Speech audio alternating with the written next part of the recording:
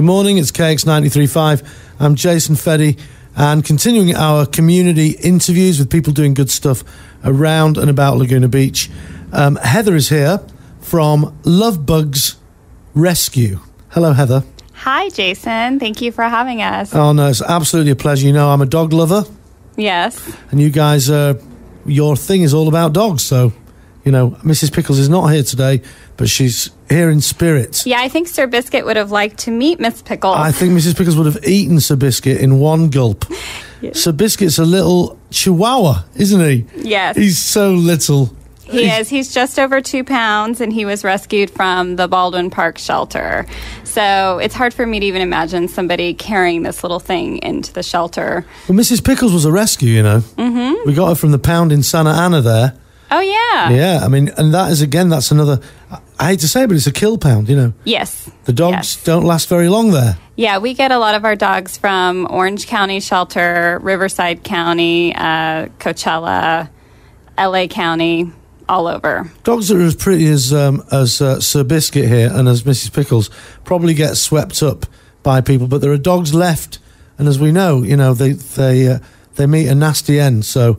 It's wonderful that the work that you do is to get the dogs from those organisations and to make sure they get fostered, at least fostered or adopted out into the wider community. How does it work?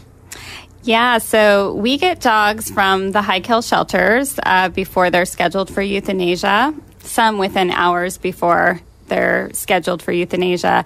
And since we are 100% foster-based rescue, those dogs would go into a foster home and they would, you know, just live in a home environment like your dog, like Mrs. Pickles and Sir Biscuit, until they adopt out into their forever home. And we provide all the medical care.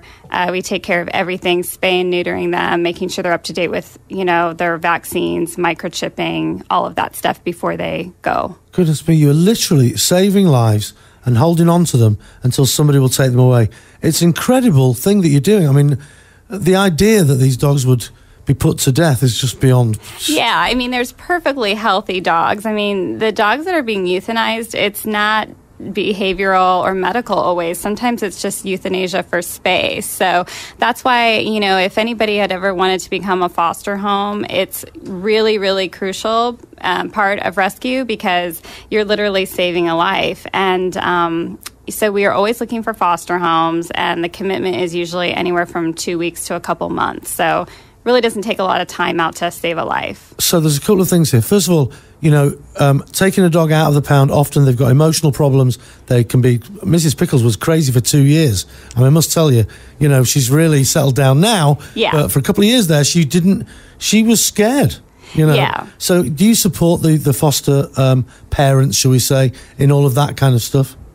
Absolutely. I mean, when dogs are pulled out of the shelter, they're like a completely different dog a couple of weeks from the point that you pull them in behavior. So they do evolve. And we have a great trainer that we work with.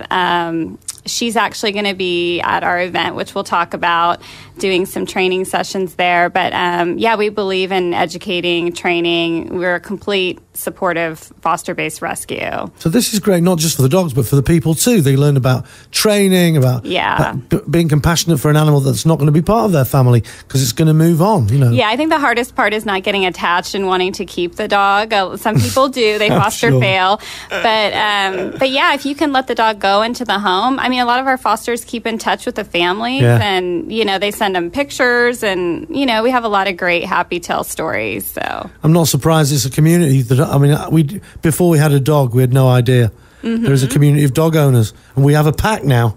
Yeah. Yeah, I will definitely. And, you know, rescue is more socially responsible nowadays. You see more and more people. We have tons of rescue dogs homed in Laguna. So it's kind of fun. Actually, our very first rescue roamie is Dave Hobreck, who is the Hobreck sports studio here in Laguna. Him and his wife have Romy, our very first love bug. Tremendous. So that's kind of cool. So this is really is crucial work. Anybody who's connected to dogs at all couldn't bear the idea of these dogs being put down. So they go out into the community, people foster them until real permanent homes can be found. And the organisation that does it is LovebugsRescue. And the website? is LovebugsRescue.org. All right, now let's talk about the event. Because Okay. people can help, not just by fostering animals, which you may or may not be able to do, but you guys need money, obviously. It costs money to neuter and put in the chips and all of that stuff and spay these animals, so you can support in a different way. And you're holding an event on Sunday, October the 11th, from 4 o'clock till 7 p.m. at Madison Square and Garden Cafe up there at North Coast Highway. What's going to happen there? So John Madison, the owner, actually... Oh, he hates dogs. Can't stand them. He adopted a dog from surprised. Lovebugs, and when he came to my house to adopt Opal, who's now Roxy, he had mentioned, hey, I want to do an event for you, your organization, and so we had a 5-year anniversary coming up, so we thought, hey, let's do it there, and so he's graciously hosting our event. We're going to have live music. We're going to have a silent auction. We're going to have food. We'll have some of our puppies there. And we'll have our great trainer. We've got these Ask the Trainer 20 minutes of training, a little mini training session for a $30 donation. So we're really excited. Oh, that is cool. When we drive by Madison Square, Mrs. Pickles barks. She knows where it is. She knows. Because he gives treats to every dog that comes through the door. He's so great. It's dog friendly, and the party's free to attend. We just ask that people RSVP at Sandy@LovebugsRescue.org, and that's SANDI, Sandy. Yeah, I see that. SANDI at LovebugsRescue.org to RSVP or book a 20-minute Ask the Trainer session. Very nice. Silent auction, it says here. Adoptable love bugs, live entertainment, hors d'oeuvres, wine and refreshments. It's LovebugsRescue.org. You guys on other social media? Yeah, we have a Facebook page, and we are on Instagram. We have YouTube, Twitter, our website. We've got it all. And we have quite a following. You'd be surprised at how many people approach me at events, and they're like, my wife checks your website every single day. No, I'm totally not surprised. Looking at animals on the internet is like, it's the biggest thing the internet does. And we do such cute themes with all of our puppies. Like, everybody's, a theme, and we do cute pictures. So I think people just love it, to see the stories. And fantastic. Well, it's very nice to meet you, Heather. And Mr. Thank you. Sir Biscuit, of course, is here, the Chihuahua. Yeah. And is he available for adoption, or is he yours? No, he's mine. He was at one point, and I got about 5 applications, and I said, who am I kidding? He's staying. He's just so great. He's, such a great little guy. He's so social, and he's brilliant. Perfect. So, well, off the air, I'll tell the story about how we got Mrs. Pickles. It's a real tearjerker. LovebugsRescue.org. I'll say it one more time. LovebugsRescue.org. They're having a do at Madison Square and Garden Cafe Sunday, October 11th, 4 to 7 p.m. LovebugsRescue.org. Thanks, Heather. Thank you for having us. It's a pleasure.